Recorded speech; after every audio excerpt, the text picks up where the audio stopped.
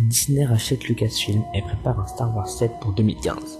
Ou encore, George Lucas vient de vendre Star Wars à Disney, qui va lancer une nouvelle trilogie de la Guerre des Étoiles. En effet, The Walt Disney Company vient d'acheter Lucasfilm pour 4,05 milliards de dollars, d'après un communiqué tout à fait officiel. Des photos de George Lucas, créateur de Star Wars et de Lucasfilm, en train de signer le contrat avec Robert Iger, actuel boss de Disney, ont même été publiées sur le web. Ainsi, Disney récupère également les sociétés qui appartiennent à Lucasfilm, comme la fameuse boîte d'effets spéciaux ILM, Industrial Light and Magic, et la boîte de post-production sonore Skywalker Sound. Dans ce communiqué officiel, il est dit avec quelque peu de prétention, cela donne à Disney une inspiration infinie et l'occasion de continuer la saga épique de la Guerre des Étoiles. Ainsi que, les fans peuvent espérer un nouveau film, Star Wars épisode 7, qui sortira sur la planète en 2015. George Lucas sera consultant créatif sur le film, et Kathleen Kennedy, choisie par George Lucas pour emmener Star Wars, Indiana Jones et Lucasfilm dans le futur, sera productrice exécutive.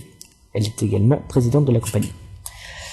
Et évidemment, on ne change pas une équipe qui gagne, et l'épisode 7 de Star Wars lancera une nouvelle trilogie.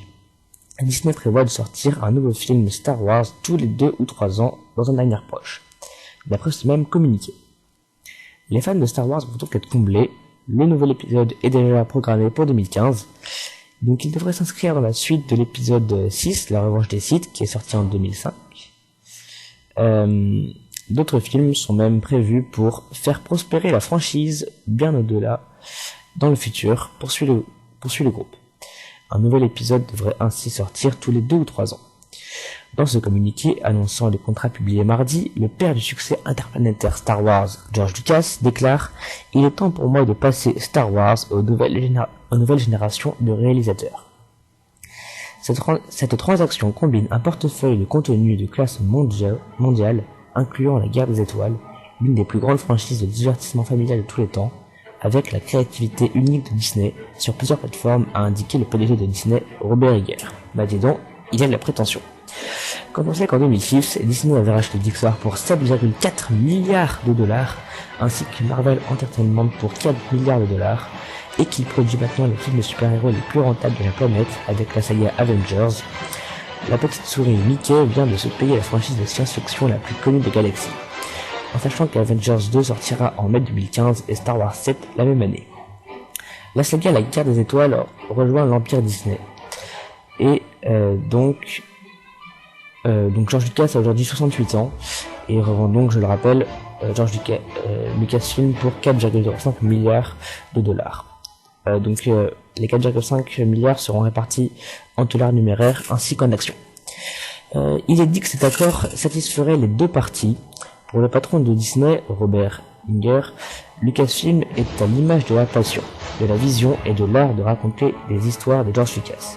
Et le réalisateur de Star Wars estime, quant à lui, que la taille et l'expérience de Disney donnent à Lucasfilm l'opportunité d'ouvrir de nouvelles voies dans les films, la télévision, les médias interactifs, le parc à thème, le divertissement et les produits de consommation.